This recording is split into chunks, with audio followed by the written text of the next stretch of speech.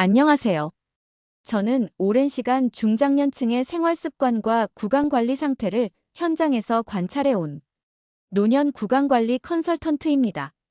오늘은 치아 이야기를 하려는 게 아닙니다. 사실 오늘의 주제는 치아보다 훨씬 중요한 잇몸 이야기입니다. 많은 분들이 이렇게 말씀하세요. 나이 들면 치아 빠지는 건 당연한 거 아니냐고요. 그런데 제가 현장에서 수없이 확인한 사실은 하나입니다. 치아는 하루아침에 망가지지 않습니다. 항상 그보다 먼저 무너지는 곳이 잇몸입니다. 잇몸은 치아를 붙잡아주는 뿌리이자 입속 세균이 몸 안으로 들어가는 첫 번째 관문입니다. 이 관문이 약해지면 문제는 입에서 끝나지 않습니다. 나이가 들면 잇몸은 자연스럽게 약해집니다.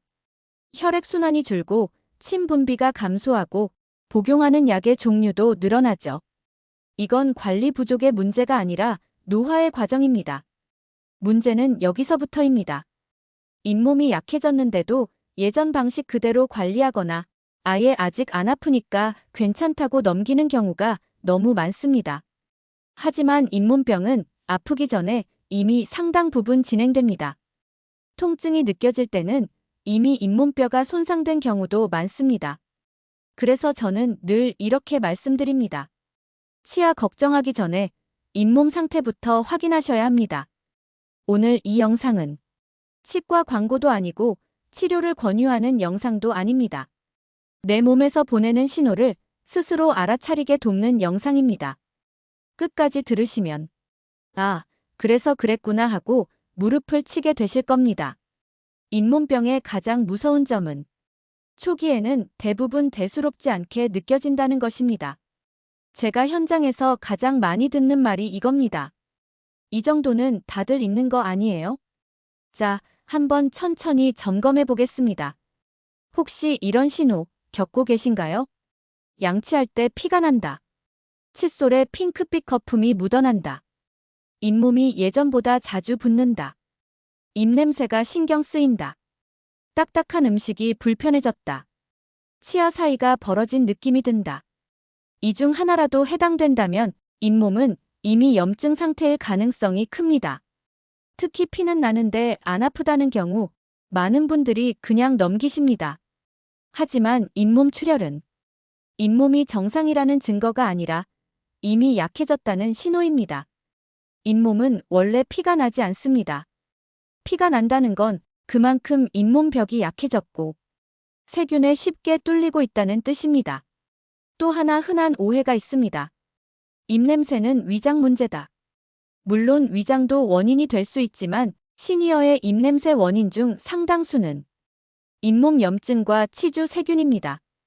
2단계에서 중요한 건 공포가 아닙니다. 아, 지금이 관리 시작할 타이밍이구나. 이렇게 받아들이는 게 가장 좋습니다. 잇몸병은 초기에 관리하면 속도 조절이 충분히 가능한 질환입니다. 문제는 모르고 방치하는 시간입니다. 잇몸병이 왜 당뇨, 심장, 치매 이야기로 이어질까요? 이제 가장 중요한 이야기를 하겠습니다. 잇몸이 왜 전신 건강과 연결되느냐는 질문입니다. 잇몸병은 단순한 입속 문제로 끝나지 않습니다. 잇몸에 염증이 생기면 그 염증 물질과 세균이 혈관을 타고 몸 전체로 퍼질 수 있습니다. 특히 당뇨를 앓고 계신 분들은 잇몸병과 서로 악화시키는 관계에 놓이게 됩니다. 잇몸 염증이 있으면 혈당 조절이 어려워진다. 혈당이 불안정하면 잇몸 회복력이 저하된다. 이 악순환이 반복됩니다. 심혈관 질환도 마찬가지입니다. 잇몸 염증이 있는 분들은 혈관 염증 위험이 더 높아진다는 연구 결과들이 계속 보고되고 있습니다. 그리고 요즘 특히 주목받는 것이 잇몸병과 치매 위험의 연관성입니다. 중요합니다. 제가 잇몸병이 치매의 원인이다라고 말하는 건 아닙니다.